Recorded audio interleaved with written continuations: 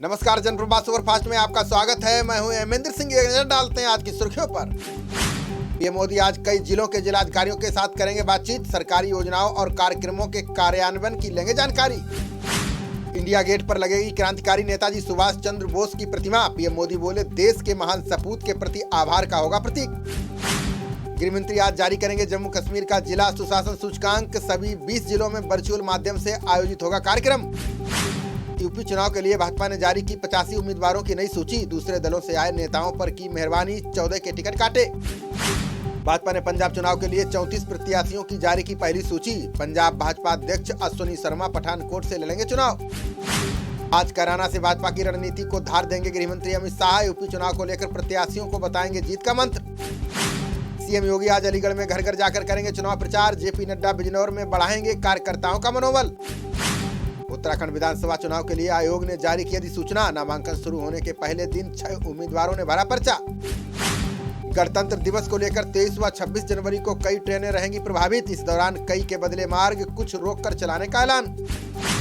दिल्ली समेत कई राज्यों में सर्द हवाओं के साथ बारिश ने बढ़ाई ठंड। बढ़ेगा न्यूनतम तापमान। आज के लिए येलो अलर्ट जारी। अंतर्राष्ट्रीय यात्रियों के लिए सरकार ने जारी किए नए दिशा निर्देश। आज से विदेशी यात्री होंगे होम क्वारंटीन। कोविन ऐप में भी बदलाव। स्वास्थ्य मंत्रालय ने कोविन पोर्टल से डेटा लीक की खबरों को किया खारिज। कहा, पोर्टल पर मौजूद लोगों के बारे में जानकारी पूरी तरह सुरक्षित।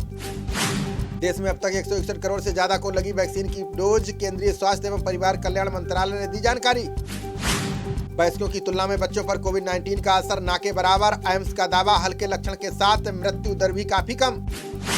देश में बीते 24 घंटों में कोरोना के आए 3,37,704 मामले। इस दौरान 488 संक्रमित मरीजों की चली गई जान। देश में कोरोना के एक्टिव केस बढ़कर हुए 21,13,365। वहीं अभी तक 4,88,884 लोगों की जा चुकी है जान। देश में ओमिक्रॉन वेरिएंट से अब तक 10,050 लोग संक्रमित। महाराष्ट्र और राजधानी दिल्ली में आए सबसे ज्यादा मामले। दुनिया में एक दिन में कोरोना के आए 35,54,000 मामले। इस दौरान 9,074 लोगों की गई जान। टॉप पर अमेरिका। संक्रमण से ठीक होने के 3 महीने बाद ही लगेगी कोरोना रोधी वैक्सीन। केंद्र ने सभी राज्यों और केंद्र शासित प्रदेशों को जारी किया निर्देश। भाजपा सरकार ने पाकिस्तान पर एक बार फिर की डिजिटल स्ट्राइक। झूठी खबरें चलाने वाली 2 वेबसाइट समेत 35 यूट्यूब चैनल किए ब्लॉक। केंद्रीय मंत्री विश्वेश्वर पर ओडिशा के अधिकारियों ने लगाया आरोप। कहा, कमरा बंद कर कुर्सी से पीटा। दर्ज कराई शिकायत। चिराग पासवान ने बिहार के राज्यपाल फागू चौहान को लिखा पत्र। अवैध शराब से लगातार हो रही मौतें, लगाएं राष्ट्रपति शासन। विदेशी निवेशकों का भारत में स्टार्टअप पर बड़ा भरोसा। पिछले साल जुटाए 24 अरब डॉलर, दिए लाखों रोजगार। अरुणाचल में मिला दूसरे विश्व युद्ध के दौरान गायब हुआ विमान। इसकी खोज में अब तक 3 गाइड गंवा चुके हैं अपनी जान। आम आदमी पार्टी के नेता विशेष रवि ने भाजपा पर लगाया आरोप। कहा, नियमों को नजरअंदाज कर भूमि के ठेके बांट रही है भाजपा। अमेरिका ने चीनी विमानन कंपनी की 44 उड़ानों पर लगाई रोक। चीन द्वारा अमेरिकी उड़ानों को रोकने का दबाव बनाने के बाद की कार्रवाई। गणतंत्र दिवस पर असम के स्कूलों में नहीं होंगे कार्यक्रम और अन्य आयोजन। पुरस्कार वितरण समारोह पर भी सरकार ने लगाया प्रतिबंध। छत्तीसगढ़ सीएम भूपेश बघेल ने पीएम मोदी को लिखा पत्र। बोले, अखिल भारतीय सेवाओं के नियमों को यथावत रखे केंद्र सरकार। झारखंड में जल्द बनकर तैयार होंगे 80 मॉडल स्कूल। हेमंत सोरेन बोले, गुणवत्ता युक्त शिक्षा देकर बच्चों को बनाएंगे स्मार्ट। हरियाणा में प्रत्येक भवन की अग्निशमन विभाग से लेनी होगी NOC. Deputy CM Dushyant Chautala ने सभी विभागों को जारी किए निर्देश।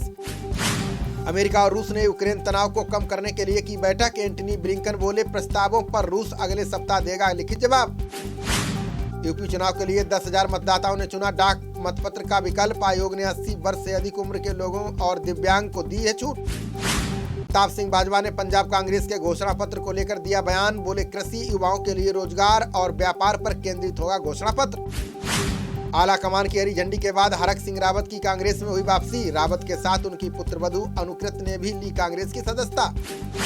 पीयूष गोयल ने जारी की नेस्कॉम की वार्षिक प्रौद्योगिकी स्टार्टअप रिपोर्ट। बोले, देसी उद्योगों को बढ़ावा देने के लिए सरकार उठा रही है महत्वपूर्ण कदम। सुप्रीम कोर्ट ने ट्विन टावर को लेकर सुपरटेक लिमिटेड को दिया आदेश। कहा, घर खरीदारों को ब्याज सहित रकम का भुगतान करे कंपनी। सीताराम येचुरी ने भाजपा और टीएमसी को बताया एक ही सिक्के के 2 पहलू। बोले, भाजपा के खिलाफ लड़ाई में ममता की भूमिका संदेहास्पद। आदि बद्री बांध के निर्माण के लिए हिमाचल और हरियाणा में समझौता। सीएम मनोहर लाल खट्टर बोले, बांध के निर्माण से पुनर्जीवित होगी सरस्वती नदी। बंगाल में कोलकाता के लिए बनेगा दूसरा अंतर्राष्ट्रीय हवाई अड्डा। नेताजी सुभाष चंद्र बोस हवाई अड्डे पर विमानों के आवागमन का कम होगा भार। उमा भारती और प्रज्ञा ठाकुर ने की मध्य प्रदेश में शराबबंदी की मांग। प्रज्ञा ठाकुर बोली, कम मात्रा में सेवन से दवा की तरह काम करती है शराब। कर्नाटक सरकार ने वीकेंड कर्फ्यू हटाने का लिया फैसला। सीएम बसवराज बोले, कोरोना नियंत्रण के लिए जारी रहेगा रात्रि कर्फ्यू। चंदौसी से भाजपा प्रत्याशी गुलाब देवी ने चुनाव कार्यालय का किया उद्घाटन। बोली, मेरा विरोध करने वाले नहीं हैं भाजपा के कार्यकर्ता। बुलंदशहर में कोहरे और सर्दी के प्रकोप से जनजीवन प्रभावित। भयंकर कोहरे से 50 मीटर दूरी से भी नहीं दिखाई दे रहे वाहन। बुलंदशहर से कांग्रेस का टिकट न मिलने पर नाराज हुए हरिओम दुबे। पार्टी का बैनर, पोस्टर और चुनाव चिन्ह का पट्टा फूंक कर जताया विरोध।